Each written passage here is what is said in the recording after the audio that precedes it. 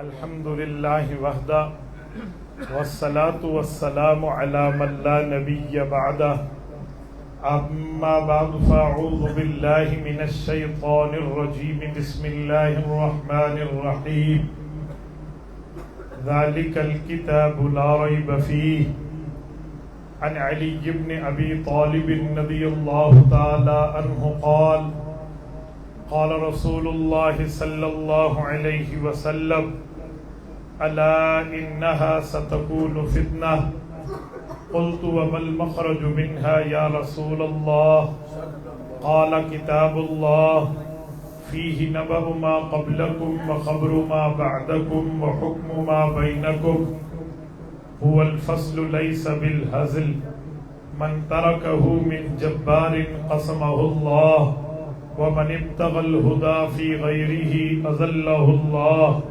وهو حبل الله المتين وهو الذكر الحكيم وهو الصراط المستقيم هو الذي لا تزيغ به الأهواء ولا تلتبس به الألسنة ولا يشبع منه العلماء ولا يخلق عن كثرة الرد ولا ينقضي عجائبه هو الذي إذ سمعته الجن حتى قالوا إنا سمعنا قرآنا عجبا يهدي إلى الرشد فآمنا به من قال به صدق ومن عمل به أجر ومن حكم به عدل ومن دعا إليه هدي إلى صراط مستقيم رواه الإمام الهمام الترمذي في جامعه اللهم صل على محمد وعلى آل محمد كما صليت على إبراهيم وعلى آل إبراهيم إنك حميد مجيد اللهم بارك على محمد وعلى آل محمد كما باركت على إبراهيم وعلى آل إبراهيم إنك حميد مجيد میرے معزز دوستو، گجرات علاقہ لالا موسیٰ سے تعلق رکھنے والے غیرت مند مسلمان بھائیوں، میں آپ کی خدمت میں آج ماشاءاللہ 7 خوش نصیب بچوں کی دستار بندی کے حوالے سے پروگرام میں عزیزم بھائی سمیع اللہ صاحب کی دعوت پرخلوص پر آپ کی خدمت کے اندر موجود ہوں۔ میرے دوستو، میں چند معروضات بنیادی طور پہ آپ کی خدمت پر پیش کرتا ہوں تاکہ آپ آئندہ کی گفتگو کو سمجھ سکیں۔ دیکھیں، جو ہمارے جلسے اور پروگرامز ہوتے ہیں، ان کا مطلب ہوتا ہے کہ ہم اپنی اصلاح کر لیں۔ جب مسجد ہماری ہو، جلسہ ہمارا ہو، سامعین ہمارے ہوں، تو کسی پہ تنقید مراد نہیں ہوتی، اپنی اصلاح مراد ہوتی۔ ہمارے ہاں آج کل یہ رویہ چل پڑا ہے کہ کوئی بندہ کہیں جا کے گفتگو کرے تو لوگ سمجھاتے ہیں جی ان کو سمجھانے آیا، ان کو سمجھانے آیا، ان کو سمجھانے آیا۔ میں ساتھیوں کو کہتا ہوں بھئی یہ کیوں نہیں سمجھتے کہ جو سامنے بیٹھے ہیں انہیں سمجھانے آیا، تو تب جا کر بات سمجھ آتی ہے کہ جی بات کرنے کا مقصد کیا ہے۔ میں ایک جگہ گیا، وہاں پر ساتھی بہت پریشان تھے کہ جی ادھر پروگرام ہوگا تو لڑائی پڑ جائے گی۔ واقعی وہاں کے حالات بڑے عجیب تھے۔ میں وہاں گیا تو پولیس کے ساتھ ہمارا سامنا ہوا۔ تھانے دار نے ہم سے پوچھا کہ مولانا آپ کن کے خلاف جلسہ کرنے آئے؟ میں نے کہا جی میں تو کسی کے خلاف نہیں کرنے آیا، میں تو اپنے ہم مسلک بھائیوں کی مسجد میں اپنے دوستوں کو مسئلہ سمجھانے آیا ہوں کہ جی ہمارا عقیدہ کیا ہے، ہمارا نظریہ کیا ہے، ہمارا مذہب، ہمارا دین کیا ہے۔ اس نے کہا جی ٹھیک ہے، جزاک اللہ، آپ بات کریں۔ جب تھانے دار نے کہہ دیا بات کریں تو ساری بات ختم ہو گئی۔ اس نے پورا 1.25 گھنٹہ بیٹھ کے گفتگو سنی اور وہیں سے جا کے اس نے لکھا کہ واقعی نے اپنے بندوں کو سمجھایا ہے، کسی پر کوئی بات نہیں کی، جنہوں نے بات کی تھی وہ اعتراض کیا ہے، وہ غلط کیا ہے۔ یہ میں اس لیے سمجھا رہا ہوں کہ کچھ لوگ شرارت کی نظر کر دیتے ہیں۔ ہم اہل سنت والجماعت علماء دیوبند شرارت کے قائل نہیں ہیں۔ ہم اپنی مسجد میں اپنا عقیدہ بیان کرتے ہیں، اپنی مسجد میں اپنا نظریہ بیان کرتے ہیں، تو اس پر دنیا کی کسی عدالت نے نہ پابندی لگائی ہے، نہ کسی حکومت نے بین کیا ہے، نہ کسی پر اس کو کوئی اعتراض ہے۔ لیکن بات یہ ہے کہ صحیح انداز میں موقف پیش کیا جائے۔ گالیاں دینا ہماری عادت نہیں ہے، کسی کی پگڑیاں اچھالنا ہماری عادت نہیں ہے۔ ہم اپنے بڑوں کی پگڑیاں سنبھالنے والے ہیں، ہم پگڑیاں اچھالنے والے نہیں ہیں۔ پہلی بات۔ دوسری بات، دیکھیں یہ جو سنی اجتماع ہے، اس سنی اجتماع کا یہ مطلب نہیں ہے کہ ہم کسی کے باقی کے اجتماع کو بدعتی اجتماع کہہ رہے ہیں۔ اس سنی اجتماع کا یہ مطلب نہیں ہے کہ ہم کسی کے اوپر کفر کا فتویٰ دے رہے ہیں۔ سنی اجتماع کا مطلب ہے کہ ہم اپنے اجتماع کو بتائیں گے کہ ہمارا عقیدہ بھی سنت کے مطابق ہو، ہمارا عمل بھی سنت کے مطابق ہو۔ بندہ گفتگو سننے کے لیے آتا ہے تو اس نیت سے آتا ہے کہ ہماری اصلاح ہو جائے گی۔ تیسری بات، صرف اپنی اصلاح نہ کریں، اپنی اولاد کی بھی ہمیں اصلاح کرنی چاہیے، اپنے گھر والوں کی بھی جا کے اصلاح کرنی چاہیے۔ دیکھیں خواتین کھلے عام پروگرام میں نہیں ہوتی، خواتین گھروں میں ہوتی ہیں، تو ہمیں چاہیے ہم انہیں بتائیں کہ آج ہم نے یہ ٹائم کہاں اسپینڈ کیا ہے، ہم جہاں وہاں موجود تھے وہاں کیا بات ہوئی تھی، وہاں کیا معاملہ تھا، کیا سمجھایا، کیا بتایا، کیا سنایا گیا ہے، یہ بات ہم یاد کریں اور اپنے گھروں میں جا کے بتائیں۔ قرآن کریم کہتا ہے قُوا أَنفُسَكُمْ وَأَهْلِيكُمْ نَارًا، اے لوگوں خود بھی جہنم کی آگ سے بچو اور اپنے گھر والوں کو بھی جہنم کی آگ سے بچاؤ۔ تو ہماری ذمہ داری ہے کہ ہم خود بھی بچیں اور ذمہ داری ہے کہ صحیح عقیدہ صحیح عمل جا کے اپنے گھر کو بھی بتائیں۔ میرے دوستو، میں آپ کی خدمت میں ایک جملہ کہتا ہوں، اگر ہم لوگ صحیح عقیدہ صحیح عمل کی دعوت دینا شروع کر دیں، ٹھیک ترتیب پر رہنا شروع کر دیں، تو اللہ کی قسم کائنات میں ایسی مثالیں موجود ہیں کہ جہاں مردوں سے بڑھ کے خواتین نے وہ کام کیے ہیں کہ مردوں کی بھی عقل دنگ رہ جاتی ہے۔ دیکھیں اب 7 خوش نصیب بچوں نے قرآن کریم پڑھا ہے۔ ابھی میں آیا، مجھے یہ دونوں حضرات بتا رہے تھے کہ یہاں 7 بچوں نے قرآن کریم پڑھا ہے۔ میں نے کہا تسی اپنی جنت پکی کر لئیے، یقین مانے کوئی مذاق نہیں ہے۔ قرآن کریم کسی کے سینے میں دوسرا بندہ ڈال کے دے دے اور وہ اللہ کا قرآن پڑھ لے، یقین مانے یہ صدقہ جاریہ ہے۔ بندہ تو قبروں میں چلا جائے گا، ہم مر جائیں گے، دنیا سے چلے جائیں گے، لیکن یہ بات ذہن میں رکھنا، یہ نیکی کبھی نہیں مرے گی، یہ صدقہ جاریہ کبھی نہیں مرے گا، یہ ہمیشہ جاری رہے گا۔ صدقہ ہوتا ہے نیکی کرو، صدقہ جاریہ کیا ہوتا ہے؟ صدقہ جاریہ کا معنی ہے جب تک وہ چلتا رہے نیکی کا ثواب جاری رہے۔ میں مثال کے طور پہ آپ کو سمجھانے لگا ہوں، کسی علاقے میں آپ گئے ہیں، وہاں پانی کا انتظام نہیں ہے، آپ نے کنواں کھدوا دیا، آپ نے نلکا لگوا دیا، آپ نے واٹر پمپ لگوا دیا، آپ نے وہاں ٹینکی لگوا دی، تو جب تک وہ جاری اور ساری ہے تب تک آپ کو ثواب ملتا رہے گا۔ آپ راہ پہ چلتے ہوئے جا رہے ہیں، کانٹا موجود ہے، آپ نے اٹھا کے وہ کانٹا سائڈ میں کر دیا، جب تک وہاں تک لوگوں نے تکلیف سے بچنا ہے آپ کو اس کا ثواب ملتا رہے گا۔ بلکہ نیت ہو نا، نیت، بعض اوقات نیت کو رب دیکھ کے فیصلہ کر لیتے ہیں۔ ہمارے یہاں کہتے ہیں نا نیت والمراد، جو نیت ہوتی ہے تو وہی مراد ہوتی ہے۔ وہ کہتے ہیں کہ اللہ والے کے پاس ایک شخص آیا اور اس نے آ کر عرض کیا کہ حضرت میں نے فلاں جگہ ایک قلعہ ٹھوک دیا ہے زمین میں، اور قلعہ اس لیے ٹھوکا ہے کہ کوئی مسافر آئے گا تو وہ اپنے سواری کو باندھے گا، اپنے گھوڑے کو، اپنے خچر کو، اپنے گدھے کو باندھے گا، تھوڑا آرام کرے گا، مجھے اجر ملے گا؟ فرمایا جی ہاں اجر ملے گا۔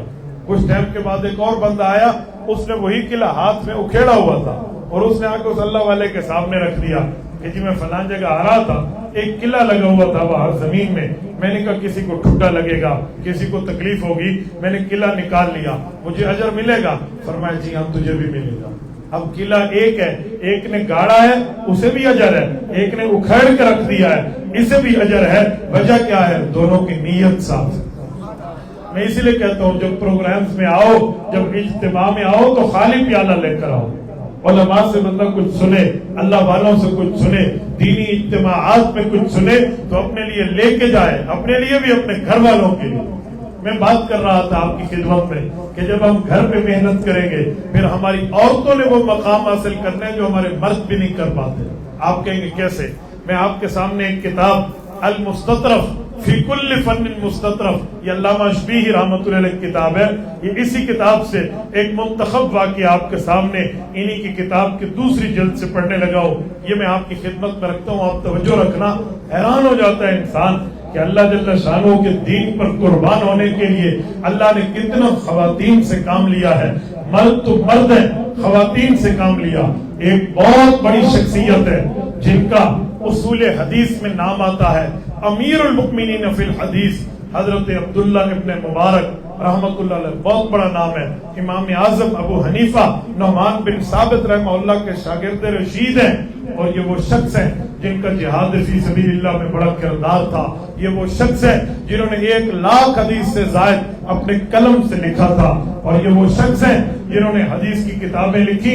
इमाम बुखारी रहमतुल्लाह अलैह फरमाते हैं, बचपन में सबसे पहले जो मुझे हदीस की किताब पढ़ाई गई वो जामे अब्दुल्ला थी, जो अब्दुल्ला बिन मुबारक ने हदीस को लिखा था। इमाम बुखारी सबसे पहले इनकी किताब पढ़ने वाले हैं, ये वो अब्दुल्ला बिन मुबारक है। ये शख्स इमाम आज़म अबू हनीफा के शागिर्द हैं, और इनके बारे में हजरत फुज़ैल इब्न अय्याज़ के साथ एक मुकालमा मशहूर है, या आबिदल हरमैन लौ अबसरतना लअलिमत अन्नका बिल इबादति तलअबु। ये एक बहुत बड़ा मुकालमा है, इन्हीं का एक वाकया है। इतना बड़ा मुहद्दिस, इतना बड़ा मुफस्सिर, इतना बड़ा फकीह, इतना बड़ा आलिम, कहते हैं मैं हज से वापस आ रहा था, हज बैतुल्लाह से वापस आ रहा, रास्ते में मैंने एक जगह देखा, एक खातून पर्दा करके एक दरख्त के नीचे साए लेने के लिए बैठी है। एक खातून साए लेने के लिए वहां बैठी है दरख्त के नीचे। कहते हैं मैंने तो जब देखा तो इधर उधर गौर किया तो उसकी न कोई सवारी थी, न उसका कोई साथी था, न ही उसका कोई रहबर था। तो मैं बहुत हैरान हुआ कि अकेली खातून इस रास्ते में, जहां दाएं बाएं कोई आबादी भी नहीं है, इर्द गिर्द इसका कोई साथी भी नहीं है, कोई इसका महरम भी साथ नहीं है, न इसकी कोई सवारी है। इस बेचारी को शायद कोई मदद चाहिए हो। तो ये उसके करीब गए। जब ये उसके करीब गए और इन्होंने उससे गुफ्तगू की, गुजरात के गयूरों आप हैरान हो जाओगे, इन्होंने जो भी सवाल किया वो औरत हर सवाल का जवाब देती थी, पर कुरान करीम की आयत पढ़ के देती थी। जो भी सवाल करता है ना ये, वो जवाब में कुरान की आयत पढ़ देता। यानी इतना उसको कुरान पर अबूर था।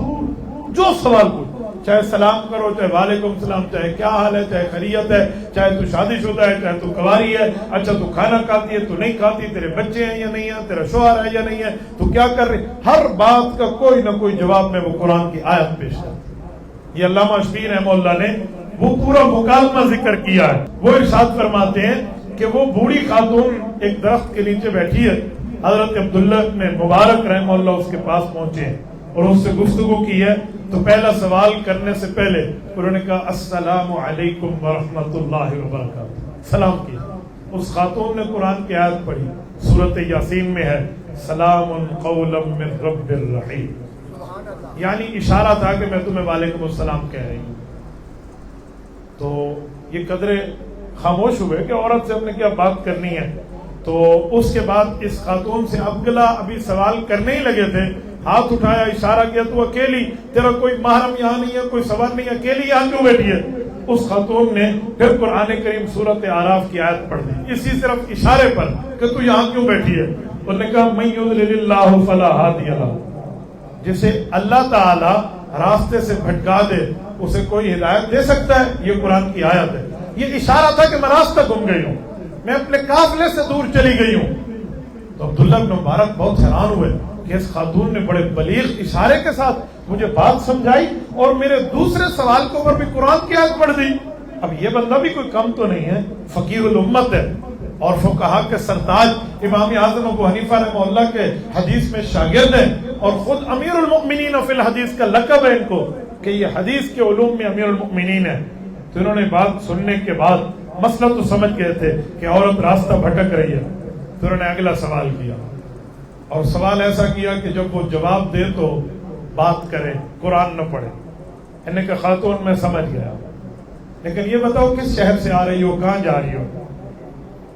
उस औरत ने क्या कहा, उसने कुरान करीम की आयत पढ़ी, सूरत इसरा 15वां पारा पहला सफर का सुब्हानल्लज़ी अस्रा बिअब्दिही लैलन मिनल मस्जिदिल हराम इलल मस्जिदिल अक़सा अल्लज़ी बारकना हौलहू लिनुरियहू मिन आयतिना। पूरी आयत पढ़ दी। इस आयत का मतलब है कि नबी अलैहिस्सलाम को अल्लाह ने मक्का मुकरमा से बैतुल मुक़द्दस तक के सैर कराई है, सफर इसरा की बात की है, जो जमीनी सफर है मेराज की रात। जब उसने आयत पढ़ी तो गोया उसने बता दिया कि मैं हज से वापस आ रही हूँ, मक्का मुकरमा से आ रही हूँ और मैंने फलस्तीन जाना है, मैंने मस्जिद अक़सा जाना है। अब्दुल्ला इब्न मुबारक बहुत हैरान हुए कि यार तीसरे सवाल पे भी कुरान की आयत पढ़ी और परफेक्ट जवाब दिया। तो वो उन्होंने समझ तो गए। फिर उन्होंने वहां पूछा کہ اچھا چلو ٹھیک ہو گیا. اب یہ سوال کیا تاکہ میں ان کی مدد بھی کروں، لیکن مجھے کچھ سچویشن تو پتہ چل جائے نا. تو نے کہا اچھا کتنے دن ہو گئی ہیں کہ آپ گوبھی ہوئی ہے؟ اب تو کہہ دے گی نا 10 دن 15 دن 20 دن. تو انہوں نے سورت مریم کی آیت پڑھی، قرآن کریم کی، کہا ثلاث لیال سویہ.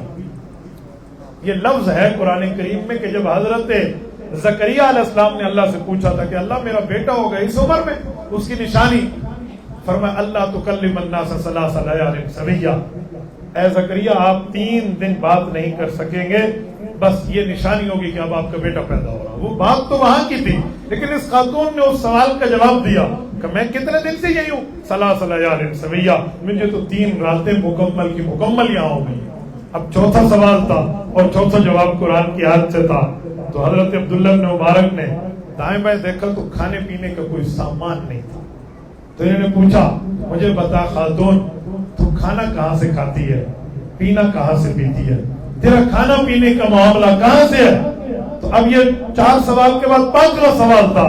تو اس خاتون نے کہا هو یطعمنی ویسقین. یہ بھی قرآن کی آیت ہے کہ اللہ ہمیں کھلاتا ہے، اللہ مجھے پلاتا ہے. یہ قرآن پاک کی آیت تھی سورۃ شعراء کی.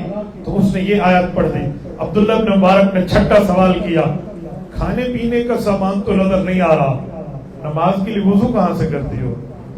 نماز کے لیے تمہیں طہارت چاہیے، پاکیزگی چاہیے، وضو چاہیے، اس کی کوئی مشکیزہ نظر نہیں آ رہا جو تیرے پاس پانی وغیرہ موجود ہو. اس خاتون نے سورۃ نساء کی آیت پڑھ دی کہ فلم تجدوا ماء فتیمموا صعیدا طیبا. قرآن کا حکم ہے پانی نہ ملے تو تیمم کر لیا. تو نے کہا جی میں تیمم کرتی ہوں. عبداللہ ابن مبارک بہت حیران ہوئے. اللہ اکبر کبیرہ، اس خاتون کو بڑا ہی قرآن پر عبور ہے.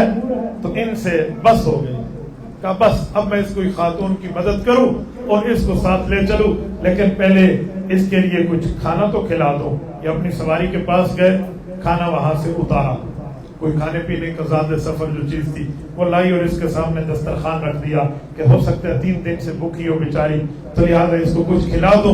ماں کی عمر کی عورت ہے، اس کی عزت احترام میں انہوں نے کھانا پیش کیا. تو اس خاتون نے کیا کہا؟ فرمایا قرآن کہتے ہیں اتم الصیام الی اللیل، کہ روزے کو رات تک پورا کرنا ہے. یہ اشارہ تھا کہ میں آپ کا کھانا نہیں کھا سکتی، میں روزے سے ہوں. حضرت عبداللہ بن مبارک سمجھ گئے خاتون روزے سے. تو حضرت عبداللہ بن مبارک نے پھر سوال کیا کہ یہ مہینہ رمضان کا تو نہیں ہے، ہم تو حج کر کے واپس لوٹ رہے ہیں، یہ ذوالحجہ ختم ہے، محرم کی ابتدا ہے، آپ روزے سے کیا مطلب؟ تو اس خاتون نے کہا قرآن کریم میں ہے فمن تطوع خیرا فهو خیر اللہ. آیت پڑھی، اللہ فرماتے ہیں کہ اگر تم نیکی میں سبقت حاصل کرو تو تمہارے لیے بہتر ہے. یہ اشارہ تھا کہ میں نے نفلی روزہ رکھا ہوا ہے. تو عبداللہ بن مبارک کے ہر سوال کا جواب قرآن سے. حضرت ابن مبارک رحمۃ اللہ تعالی علیہ نے آگے فقہی مسئلہ پیش کیا. فقیہ ہے نا، ایکسپرٹ آف دا ہولی شریعہ، دین کے ماہر ہیں. فرماتے ہیں رمضان کا روزہ سفر میں اللہ نے اجازت دی ہے، چھوڑ دو. تو نے نفلی روزہ سفر میں رکھا ہوا ہے. یہ فقہا کا فقیہانہ ایک سوال تھا. عبداللہ بن مبارک کا خیال تھا کہ ہو سکتا ہے اب تو یہ قرآن سے باہر کوئی جواب دے. اس نے پھر قرآن کریم سورۃ بقرہ کی آیت پڑھ دی. کہتے ہیں قرآن میں ہے وَأَن تَصُومُوا خَيْرٌ لَكُمْ إِن كُنتُمْ تَعْلَمُونَ. رب فرماتے ہیں کہ اگر تمہیں پتہ ہے نا تو نیکی اگر میں تم روزے میں کر بھی لو نا تو پھر بھی تمہیں اجر ضرور ملے گا. یعنی چھوڑنے کا حکم نہیں ہے، اجازت ہے، چاہو تو چھوڑ دو، چاہو تو نہ چھوڑو، یہ مراد ہے. تو حضرت عبداللہ بن مبارک نے فرمایا بس بات پوری ہو گئی. اب فوراً اپنے دل کی بات زبان پہ لائے اور کہا اماں جان مجھ سے میری زبان میں بات کرو، میں جو بھی بات کرتا ہوں آپ جواب میں اللہ کا قرآن پڑھتی ہیں، آپ جواب میں اللہ کی بات پڑھتی ہیں، آپ مجھ سے میری زبان میں عربی زبان میں گفتگو میں یہ بات کیوں نہیں کرتی؟ آپ ہر آیت پہ قرآن پڑھتی ہیں. یہ جب سوال کیا نا تو عبداللہ بن مبارک کو اس خاتون نے جواب دیا. سورۃ قاف کی آیت پڑھی، کہنے لگی ما یلفظ من قول الا لدیہ رقیب عتید. قرآن کریم کہتا ہے لوگوں جو لفظ بھی تم منہ سے نکالو گے تمہارے اس لفظ کو لکھنے کے لیے ایک تیز ترین فرشتہ موجود ہے، وہ فوراً تمہارے ان الفاظ کو لکھ لے گا. تو یہ فرشتے ایک ایک چیز لکھ رہے ہیں. اس عورت نے اشارہ دیا عبداللہ بن مبارک مجھے ڈر لگتا ہے میں قرآن کے علاوہ کوئی چیز بولوں تو کہیں پکڑ نہ ہو، قیامت میں اللہ کے دربار میں میرا نام اعمال کھلے تو قرآن. आयात कुरानियों में ही जवाब है। आयात कुरानियों पे क्या पकड़ो, अजर अपनी जगह, सवाब अपनी जगह, जवाब अपनी जगह। तो मैं तो इसीलिए देखती हूँ कि मा यल्फिज़ु मिन क़ौलिन इल्ला लदैहि रक़ीबुन अतीद। तो हज़रत अब्दुल्लाह इब्न मुबारक खामोश हो गए कि इस खातून ने तो अखीर कर दी। पूछा, अच्छा ये बताएं आप किस कौम से हो? मैं उस कौम को जानना चाहता हूँ, उस कबीले को, जिस कबीले की खवातीन को रब ने इतनी लिल्लाहियत, जज्बा, तकवा, तहारत दी है कि वो हर बात कुरान करीम से करते हैं। मुझे बताओ आप किस कौम कबीले से हैं? कॉस्टली अपनी इंट्रोडक्शन, अपना कौमी मुझे तारुफ कराएं। तो उस खातून ने फिर कुरान की आयत पढ़ी, सूरत अस्रा की। क्या पढ़ी? फरमाया वला तक़फ़ु मा लैसा लक बिही इल्म इन्न अस्समा वल बसरा वल फुआद कुल्लु उलाइका काना अन्हु मस्ऊला। अल्लाह फरमाते हैं उस चीज के पीछे न पड़ जाओ जिसकी तुम्हें खबर ना हो, क्योंकि कान है, आंख है, दिलो दिमाग है, ये सबसे अल्लाह पूछेगा। मुराद ये था कि इस सवाल का फायदा क्या है? फजूल सा सवाल है। मैं जिस कबीले से हूँ, जिस कौम से हूँ, इससे कोई लेना देना नहीं है, लिहाजा आपको ये बात यूं नहीं करनी चाहिए। गोया उस औरत ने तंबीह कर दी, कुरान करीम की आयत पढ़ दी। तो हजरत अब्दुल्लाह इब्न मुबारक समझे कि मैंने ठीक सवाल नहीं किया, बेमौका बेमहल सवाल किया। तो कहने लगे, जैसे हम कहते हैं ना अपनी जुबान में, आई एम सॉरी, अम्मा जान माजरत, अफवन, गलती हो गई, माफ फरमा दे। इन्होंने ये कहा उस खातून से, तो वो खातून सूरत यूसुफ की आयत पढ़ के कहती है ला तस्रीब अलैकुमुल यौम। यूसुफ अलैहिस्सलाम के सामने भाइयों ने गलती मानी, ऐ यूसुफ हमने तुम्हें कुएं में फेंका, अब्बा के सामने गलत बयानी की, भेड़िया खा गया, हमारी सारी बातें पकड़ी गई, एक एक चीज में हम पकड़े गए, हम गलत साबित हो गए। यूसुफ हम अपनी गलती मानते हैं। तो हजरत यूसुफ अलैहिस्सलाम पैगंबराना दिल के साथ अपने भाइयों को गले से लगाया और फरमाया ला तस्रीब अलैकुमुल यौम, आज मैं तुम्हारे ऊपर कोई फर्द जुर्म आयद नहीं कर रहा, बल्कि मैं तुम्हें अल्लाह के लिए माफ कर रहा हूँ। इस खातून ने वही आयत पढ़ी, फरमाया ला तस्रीब अलैकुमुल यौम, कोई आज तेरे ऊपर कोई फर्द जुर्म आयद नहीं कर रही, बस आपने गलती मान ली, उस सवाल से आप पीछे हट गए, बस आपका और मेरा मामला बिल्कुल ठीक हो गया है, कुछ भी नहीं है। तो उस खातून से हजरत अब्दुल्लाह इब्न मुबारक ने फरमाया अच्छा अब मैं आपकी मदद करना चाह रहा हूँ, चलिए मैं आपको आपके काफिले तक पहुंचाता हूँ, मैं अपनी ऊँटनी, अपनी सवारी बिठाने लगा हूँ, आप इस पे बैठना पसंद करेंगी ताकि आपको मैं वहां जाके छोड़ दूं। तो जब ये फरमाया तो उन्होंने फिर कुरान करीम सूरत बकरा की आयत पढ़ दी। फरमाया कुरान कहते हैं वमा तफ़अलू मिन खैरिन यअलमुहुल्लाह, तुम जो नेकी करोगे अल्लाह तो उसको जानता है, यानी अल्लाह तुम्हें अजर दे, मैं जरूर जाना पसंद करूंगी। ये उन्होंने जवाब दिया। वो खातून ऊंट पे सवार होने लगी, अब्दुल्लाह इब्न मुबारक ने अपनी ऊँटनी बिठाई तो फरमाया बैठ जाओ। अब ये इस इरादे से ठहरे कहीं अम्मा ऊपर बैठेगी, तकलीफ होगी तो मैं मदद करूं, और वो खातून चाहती थी कि पर्दे का एहतराम होना चाहिए। खातून ऊंट पे बैठ रही है, ऊंटनी पे बैठने के लिए कहीं बेपर्दगी न हो, तो उन्होंने कुरान की आयत पढ़ी सूरत नूर की। क्या फरमाया कुल्लिल मुमिनीना यगुद्दू मिन अबसारिहिम, कुरान कहता है मुमिनीन से कह दें, कुरान कहता है मुस्लिमीन से कह दें, एक नबी कुरान कहता है अहले इस्लाम से कह दें कि वो अपनी आंखों को बदनजरी से बचाएं। उस खातून का मतलब यह था कि अब्दुल्ला रब्बे करीम ने तुम्हें रुतबा दिया है, लिहाजा मुंह दूसरी तरफ कर लो ताकि मैं इस ऊंटनी पर सवारी कर सकूं। ये उस खातून ने कहा। जब ये हो गया हजरत अब्दुल्ला इब्न मुबारक ने उस तरफ निगाह की, उसके बाद वो खातून सवार होने लगी। इत्तेफाक कजावे में उस औरत का पांव उलझ गया, यानी सीधा बैठ न सकती, उलझ गया। तो उस पर वो वहां से आयत पढ़ी, उसने कुरान करीम की आयत सूरत शूरा की पढ़ी, वमा असाबकुम मिन मुसीबतिन फबिमा कसबत अयदीकुम व यअफू अन कसीर। फरमाया अल्लाह फरमाते हैं, रब्बे करीम का ऐलान है कि जो तुम्हें मुसीबत पहुंचती है वो तुम्हारे हाथों के करतूतों का बदला है, लेकिन अल्लाह ने तुम्हारी बहुत सी चीजों को माफ कर दिया है, हर करतूत का बदला अल्लाह तुमसे नहीं ले रहा। ये इशारा था कि गोया अब्दुल्ला बिन मुबारक को खातून ये तवज्जो दिला रही है कि मुझे यहाँ कुछ मुश्किल पेश हो गई है, आप मेरी कुछ हेल्प कर सकते हैं तो हेल्प करें। अब्दुल्ला बिन मुबारक ने दूसरी तरफ मुंह किया और कजावे के साथ ऊँटनी का पैर बांधा, लकड़ी के साथ, रस्सी के साथ बांधा और पूरी तरतीब के साथ उसको بالکل جکڑ کے بٹھا دیا تاکہ وہ ہلے نہیں، جس سے خاتون میں خانہ کو کوئی تکلیف ہو. تو وہ خاتون اوپر بیٹھی. جب بیٹھی نا، یہ سوال بڑا مشکل تھا، ما اصابکم من مصیبہ. عبداللہ بن مبارک بڑی ترتیب سے سمجھے تھے، تو اس سمجھ پہ اس نے سلام پیش کیا حضرت عبداللہ بن مبارک کو کہ زبردست، کیا تیری ذہنیت ہے، کیا تیرا عقل ہے، کیا تیری فہم سری ہے، کتنی تیز ترتیب پہ تو میری مشکل کو سمجھ گیا. تو اس نے پھر قرآن پاک کی آیت پڑھی، فرمایا فَفَهَمْنَاهَا سُلَيْمَانَ. یہ قرآن پاک کی آیت ہے سورۃ انبیاء. واقعہ کیا ہے؟ حضرت سلیمان اور حضرت داؤد علیہ السلام باپ اور بیٹا ہیں، دونوں نبی ہیں. بکریوں کے مسئلے میں سوال آیا، دونوں نے فیصلہ دیا. ایک فیصلہ حضرت داؤد نے دیا، ایک فیصلہ حضرت سلمان نے دیا. دونوں کے فیصلے صحیح تھے، پیغمبرانہ فیصلے تھے، لیکن ایک بھی صحیح دوسرا بھی صحیح. تو پھر ایک زیادہ صحیح بھی تو ہوتا ہے نا. بہتر دونوں ہیں لیکن کوئی بہترین بھی تو ہوتا ہے نا. تو اس کے لیے رب کریم نے فرمایا فَفَهَمْنَاهَا سُلَيْمَانَ. حضرت سلیمان کے فیصلے کو فرمایا اسے ہم نے زیادہ سمجھ، اس فیصلے کے لیے زیادہ بہتری فیصلہ ان کو عطا فرمایا. تو حضرت سلیمان کی تعریف کی. تو اس خاتون نے بھی یہی آیت پڑھی اور حضرت عبداللہ بن مبارک کو اپریشیٹ کیا کہ دیکھو بڑا مشکل مسئلہ تھا، لیکن تو اپنے فہم سری کی وجہ سے، اللہ کے فضل سے تو میری اس بات کو سمجھ گیا. تو فَفَهَمْنَاهَا سُلَيْمَانَ، یہ انہوں نے جو ہے نا ان کو سمجھایا. اور اس کے بعد وہ خاتون بیٹھی تو پھر اس نے قرآن کی آیت پڑھی سبحان الذی سخر لنا ھذا وما كنا له مقرنین وانا الی ربنا لمنقلبون. یہ دعائے سواری ہے، یہ دعائے سواری ہم نے پڑھ لی. دعائے سفر اس سے ہٹ کے آج کل لوگ دعائے سواری اور دعائے سفر کو ایک جیسی دعا سمجھتے ہیں. ایسا نہیں ہے.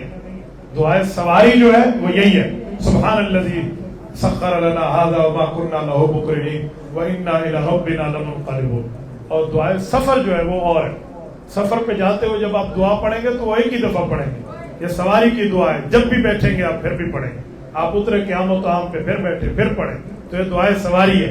دعائے سفر بڑی لمبی ہے، میں سنائے دیتا ہوں، آپ علماء سے یاد کر لینا. یہ صحیح مسلم میں حدیث موجود ہے. اللہ کے رسول صلی اللہ علیہ وسلم نے جو سفر کی دعا بتائی ہے وہ یہ ہے، اللہم انا نسألک فی سفرنا ھذا البر والتقوى ومن العمل ما ترضى اللهم هون علينا سفرنا واطوِ عنا بعدا اللهم انت الصاحب في السفر والخليفة في الاهل اللهم اني اعوذ بك من وعثاء السفر وكآبة المنظر وسوء المنقلب في المال والاهل. یہ دعا ہے جو سفر پہ جانے کے لیے ایک مرتبہ پڑھتے ہیں، جب تک بندہ واپس آ جائے بس ایک ہی مرتبہ. یہ میں نے ریکارڈ بھی کرا دیا، گفتگو میں بھی آ گیا، آپ نے بھی اس کو سن لیا، اس کو یاد کرنے میں آسانی ہو جائے گی. لیکن جو دعا سواری ہے وہ اور ہے جو قرآن کریم کی ہے. تو جب یہ عورت سواری پہ بیٹھی تو اس نے دعائیں سواری پڑھ لی. ہو سکتا ہے دل میں دعائیں سفر پڑھی ہو، زور سے نہیں پڑھی کیونکہ وہ قرآن کی آیت نہیں تھی، فرمان نبوی تھا. تو اس نے یہ آیت جو ہے نا پڑھی زبان سے تاکہ عبداللہ بن مبارک سمجھ جائے کہ میں سفر کے لیے تیار ہوں. حضرت عبداللہ بن مبارک نے اونٹنے کی مہار تھامی اور اس کو تیز تیز قدموں سے لے کر چلنے لگے کہ پہلے بھی 3 دن سے یہ خاتون اپنے گھر والوں سے دور ہے، تو لہٰذا جلدی جلدی کسی قافلے اپنے قافلے تک پہنچا دو. تیز تیز چلے اور انہوں نے چلتے ہوئے ہدی پڑھنا شروع کر دی. ہدی ایک نظم ہوتی ہے، ہدی ایک اشعار ہوتے ہیں، وہ اشعار اونٹ کے لیے پڑھے جاتے ہیں. اونٹ جب ان اشعار کو سنتا ہے تو وہ تیز دوڑتا ہے. تو ہدی پڑھنا کوئی ناجائز نہیں ہے، لیکن ہدی پڑھنے سے وہ دوڑتا تیز ہے، بہت تیز دوڑنا شروع کر دیتا ہے. وہ گویا ٹاپ گیئر اونٹ لگا لیتا ہے نا. تو ہدی خان لوگ پڑھا کرتے تھے. تو عبداللہ بن مبارک نے بھی ہدی پڑھنا شروع کر دی. جب انہوں نے یہ پڑھی اور ہدی کو اس طرح چلایا آگے تو اس خاتون نے حضرت عبداللہ بن مبارک کو قرآن کی آیت پڑھ کے متنبہ کیا. فرمایا وقصد فی مشیک واغضض من صوتک. قرآن کریم کہتا ہے چلنے میں میانہ روی اختیار کرو اور اپنی آواز کو پست رکھو. تو یہ اشارہ تھا، اے عبداللہ بن مبارک آپ نے اس چیز کا خیال کرنا ہے اور اس معاملے کو دیکھنا ہے کہ آپ نے کس حد تک اس سواری کو لے کر چلنا ہے اور کہاں تک آپ نے اس سواری کو چلانا ہے. لہذا اس معاملے کو آپ نے ٹھیک چلانا ہے. یہ حضرت عبداللہ بن مبارک کا تھا. جب انہوں نے یہ بات کر لی، میں آپ کی خدمت میں پڑھنے لگا ہوں، وہ جلد 2 آ گئی، میں یہاں سے پڑھتا ہوں توجہ. تو حضرت عبداللہ بن مبارک آہستہ چلنے لگے. آہستہ چلنے کے ساتھ ساتھ ہدی کی آواز بھی پست کر دی. تو جب ہدی پڑھتے ہوئے چل رہے تھے تو اس خاتون خانہ کے دل میں آیا کہ اگر ہدی پڑھنے سے اونٹ تیز دوڑتا ہے تو ہودی کے الفاظ پڑھنے سے بہتر ہے قرآن پڑھا جائے. تو اس خاتون نے حضرت عبداللہ بن مبارک کو قرآن کی آیت پڑھ کے جواب دیا. فرمایا فقرؤوا ما تيسر من القرآن، یہ سورۃ مزمل کی آیت ہے. فرمایا قرآن کریم پڑھو. اللہ فرماتے ہیں جہاں سے آسان ہو وہیں سے پڑھو. اشارہ تھا کہ تلاوت شروع کر دو. تو حضرت عبداللہ بن مبارک نے تلاوت شروع فرما دی. جب تلاوت شروع فرمائی قرآن پڑھنے لگے اور خوش ہوئی، اور خوش ہو کے وہ سورۃ بقرہ کی آیت پڑھ کے جواب دیتی ہے وما یذکر الا اولو الالباب، کہ رب کریم نے یہ جو چیز عطا فرمائی ہے وہ عقل والوں کو عطا فرمائی ہے کہ بات سمجھ جاتے ہیں. مراد یہ ہے کہ تیرا علم بھی بہترین ہے اور تیرا عقل بھی بہت اچھا ہے. یہ خاتون نے کہا. انہوں نے راہ چلتے ہوئے نے کہا کہ اے عورت ذرا مجھے اپنے گھر کے بارے میں بتائیں، میں قافلے کے قریب پہنچنے لگا ہوں، ہو سکتا ہے یہی قافلہ ہو، آپ کے شوہر یہاں ہوں گے تو مجھے ان کا نام بتائیں، تو ان کا تعارف بتائیں تاکہ میں ان کا نام لوں اور آپ انہی کے ساتھ جا کے مل جائیں. اس خاتون کا شوہر فوت ہو چکا تھا. یہ خاتون اپنے بچوں کے ساتھ آئی تھی، شوہر کے ساتھ نہیں آئی تھی. اب اس خاتون نے حضرت عبداللہ بن مبارک کا سوال سنا تو جواب دیا کہ سورۃ مائدہ میں اللہ فرماتے ہیں یا ایھا الذین آمنوا لا تسألوا عن اشیاء ان تبد لکم تسؤکم، اے مسلمانوں ایسی باتیں نہ پوچھا کرو جب وہ ظاہر ہو جائیں تو پھر تمہارا دل اس سے دکھنے لگے. یہ آیت پڑھی اور اس آیت سے اشارہ دیا کہ دیکھیں میرا شوہر فوت ہو گیا ہے، وہ اللہ کو پیارا ہو گیا، اس لیے غم کی بات کو زیادہ کرنے سے مزید تکلیف ہوگی، تو یہ سوال نہ پوچھیں. یہ ارادہ تھا، یہ اشارہ تھا کہ میرا شوہر فوت ہو گیا. ابن مبارک نے پوچھا اچھا آپ کے ساتھ قافلے میں آئے ہو، آپ کا کوئی محرم تو ہوگا، کوئی بیٹا ہوگا، کوئی ہے تو فرمائیں. تو اس خاتون نے کہا اور قرآن کی آیت پڑھی سورۃ کہف کی، فرمایا المال والبنون زینت الحیات الدنیا. قرآن کہتے ہیں وہ تمہارے اموال ہوں یا تمہارے بیٹے ہوں وہ تمہیں دنیا کی خوبصورتی کے لیے رب کریم نے تمہیں دیے ہیں. تو اس سے پتہ چلا کہ اس خاتون کا اولاد میں بیٹے اس کے ساتھ سفر میں موجود ہیں. حضرت عبداللہ بن مبارک فرماتے ہیں میں اس بات کو سمجھ گیا اور اس کے مدعا کو پہچان لیا تو میں نے اس خاتون سے ایک بات کی تھی کہ اب مجھے کچھ ایسی نشانیاں بتا دیں تاکہ میں آپ کے بچوں کو پہچان جاؤں کہ آپ کے بچے وہاں کیا کام کر رہے ہیں قافلے میں. تو اس خاتون نے قرآن کریم سورۃ نحل کی آیت پڑھی، فرمایا وعلامات وبالنجم هم يهتدون. یہ اللہ تعالیٰ جل شانہ نے ارشاد فرمایا ہے اس کا پتہ چلا کہ ستاروں سے لوگ راستے معلوم کرتے ہیں کہ ستارے کو دائیں رکھو، اس کو بائیں رکھو تو اس جگہ جا کے پہنچو گے. یہ سمندر میں جب کشتیاں چلتی ہیں تو ستاروں سے مدد لی جاتی ہے تاکہ ان کو دائیں بائیں رکھ کے کشتیوں کو چلایا جائے. یہ آیت پڑھی تو یہ اشارہ تھا کہ جو میرے بیٹے ہیں وہ قافلے کے رہبر ہیں، وہ راستہ دکھاتے ہیں اور وہ جو ہے نا گائیڈر ہیں، قافلے کو گائیڈ کر رہے ہیں. یہ اشارہ تھا. تو انہوں نے پوچھا کہ آپ اپنے بچوں کے نام تو بتا دیں کہ ان کے نام کیا ہیں تاکہ میں ان کو پکاروں اور وہ بچے آپ کے نام پہ آ جائیں. تو اس کے 3 بیٹے تھے، تینوں قرآن پاک کی آیت اس نے پڑھی اور اپنے بچوں کے نام بتائے. پہلے سورۃ النساء کی آیت پڑھی، اس کے بعد پھر پہلے سورۃ النساء کی آیت پڑھی، دوسرے نمبر پہ بھی سورۃ النساء کی اور تیسرے نمبر پہ سورۃ مریم کی، جن آیات میں ان کے بیٹوں کے نام موجود تھے. پہلے بیٹے کا نام بتایا کہ قرآن کہتا ہے واتخذ اللہ ابراہیم خلیلا، مراد تھا کہ میرے پہلے بیٹے کا نام ابراہیم ہے.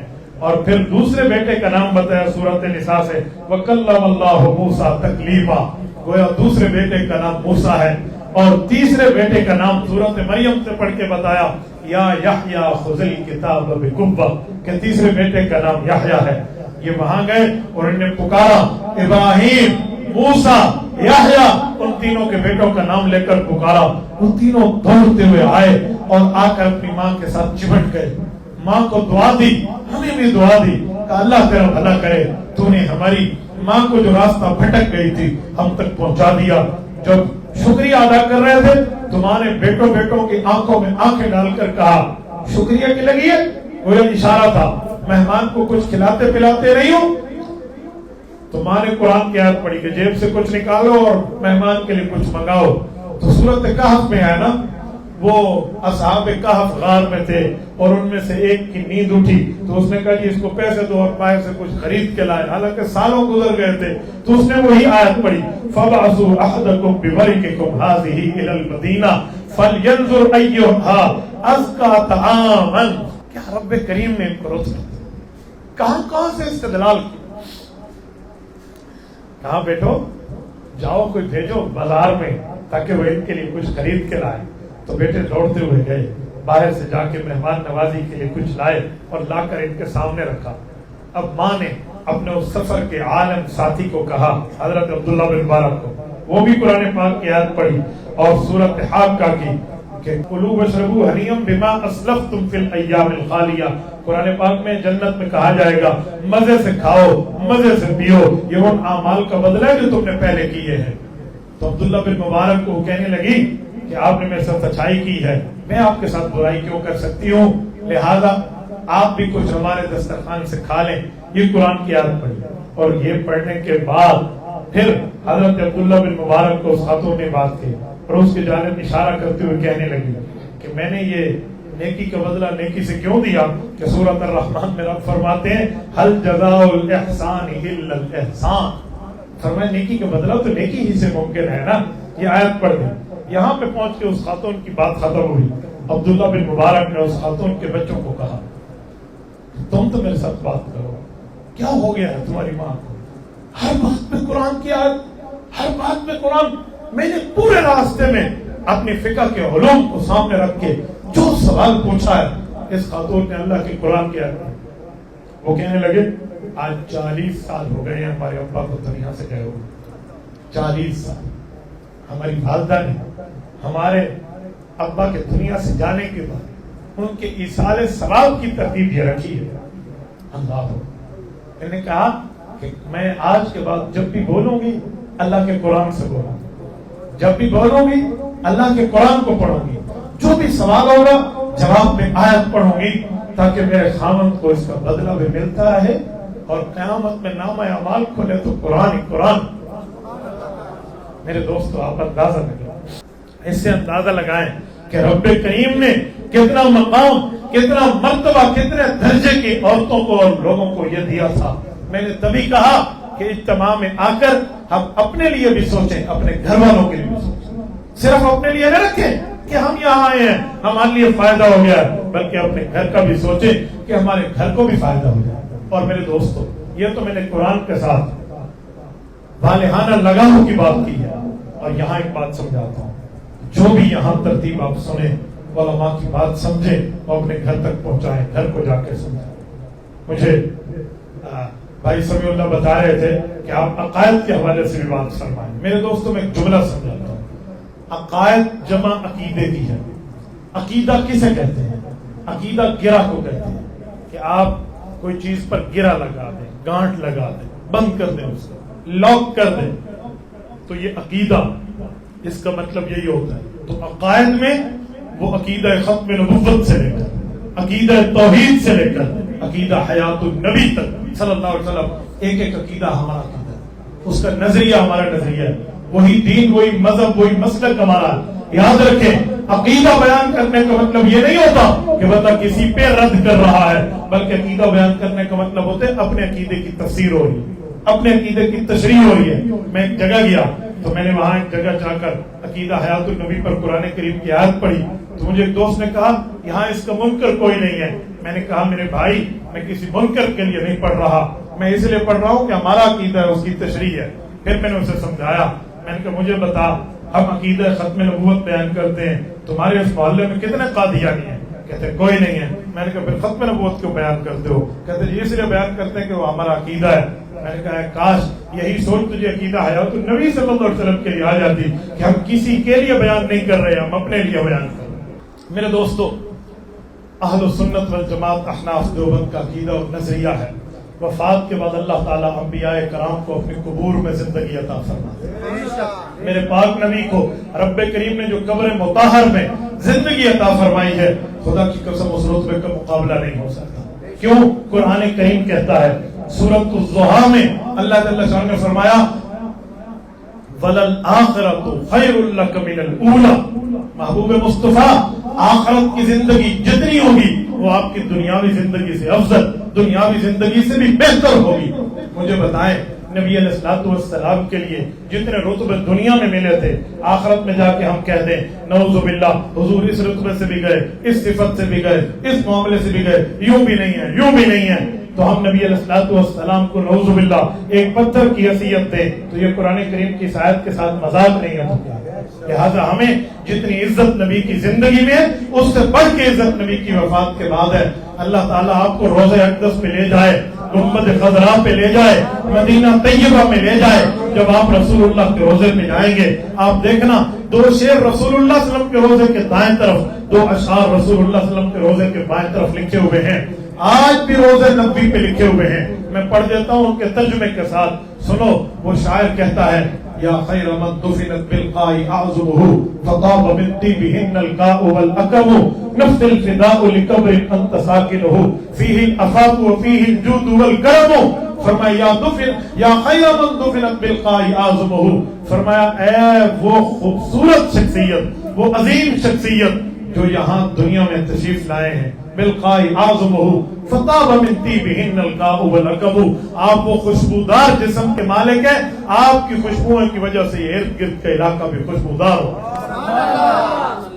نفس الفداء لقبر انت ساکنه, فرمایا میری جان قربان اس قبر میں جس میں آپ کون ہیں؟ ساکن لفظ ہے, انت ساکنه, ساکن ہیں. دیکھو اگر بندے کی زندگی نہ ہو تو لوگ ساکت کہتے ہیں, زندہ ہو تو ساکن کہتے ہیں. میں مثال دے رہا ہوں, میں خط لکھوں اور لکھوں سکنا لالا موسیٰ قاری سمیع اللہ, تو سکنا کا کیا معنی؟ قبرستان جاؤ. سکنا کا معنی زندہ کے گھر جاؤ. ساکت وہ مردہ کو کہتے ہیں. یہاں لفظ ہے نفس الفداء لقبر انت ساکنہ, تو نبوت کے لیے لفظ سکون, لفظ ساکن, لفظ سکنا کا استعمال ہونا نبی کی قبر کی زندگی کی بات ہے, اور یہ رسول اللہ کے روزے پہ لکھا ہوا ہے. فیہ العفاف وفیہ الجود والکرم, فرمایا جو چیز آپ کے ساتھ دنیا میں تھی آپ کی سخاوت آج بھی آپ کے ساتھ موجود.